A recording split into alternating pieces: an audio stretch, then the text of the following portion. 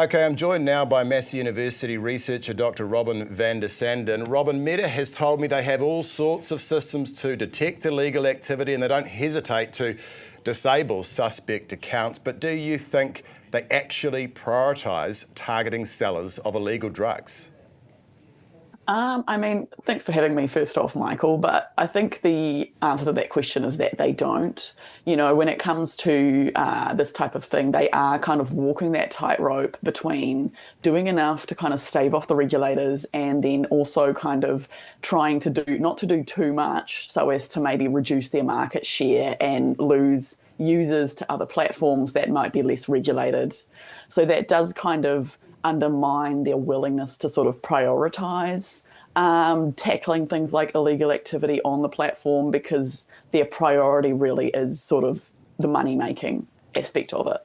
Yeah, okay, and Meta says it relies on user reports and human reviews and things like AI to detect the bad stuff. But what does this say about Meta's systems if they didn't pick up these blatant drug ads until we got in touch with them, and the fact that they're still visible this morning? What does it say about their systems, Robin? Well, I would make 2 points on that front. So the first is a point about volume. Like if you think about all the things that you see on social media every day and you're like, wow, there's a lot of crap on social media, really. That is not even a drop in the ocean of what is uploaded to these sites every day. And so in that kind of environment, there's always going to be an element of insufficiency to a content moderation approach that is taken by the platform itself. And then you add to that sort of this moving parts element. Like you said, there's user reports, there's AI, there's human review. And often what happens is that these parts don't necessarily match up that well, or they're applied in like an inconsistent manner that tries to prioritize some things while deprioritizing others.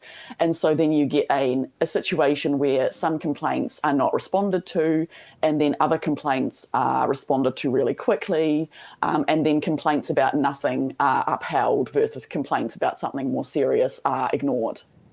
Yeah, you'd think they'd be doing a lot better. Now, you've recently put out research on social media and drugs and noting a big increase in users relying on platforms like Facebook and Snapchat to buy drugs. What are some of the risks of, a lot of people go on these sites and think, I'm anonymous. Is that the case? What are the risks? It really depends on sort of what social media app you're using, because some are sort of have more protective features than others, but when it comes to sort of the mainstream apps like Facebook, Snapchat, Instagram, these are not really anonymous platforms in a very deep kind of meaningful way. So there is also this element of, how we pay for the social media that we use, which is not with our money, but with our data. So, it kind of raises this question of, how is the data that you are generating as part of these drug sales that you're participating in, feeding into sort of these data profiles that companies like Meta develop on you. And this is what they sell to advertisers. This is what they sell to data brokers who sell it onto their clients. So and, you're saying that this information could be sort of harvested by Meta and then it could turn up in a job application or something like that, and you could get flagged as a problem? Yeah, well, that's kind of the risk, especially in the future as, AI and kind of automated sort of processing systems start to become more of a feature across different parts of our lives, So in hiring, maybe in visa applications, for example, things like that could all become areas where, your sort of data profile, including this data generated around drug sales, is kind of used to sort of essentially try and figure out, whether you would be high risk or low risk, for example. Robin, that's fascinating. Just finally, in your opinion, could the government be doing more to force these big tech firms to make platforms safer, to enforce the law?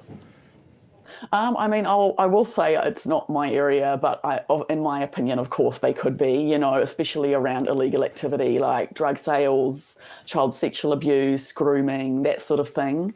And I think that there is huge public appetite in New Zealand for changes. There have been these recent debates around whether to ban social media use for under 16s, which I think, broadly speaking, regardless of whether it would be effective or not, it sort of shows that there is really this public sentiment for, we should be doing more.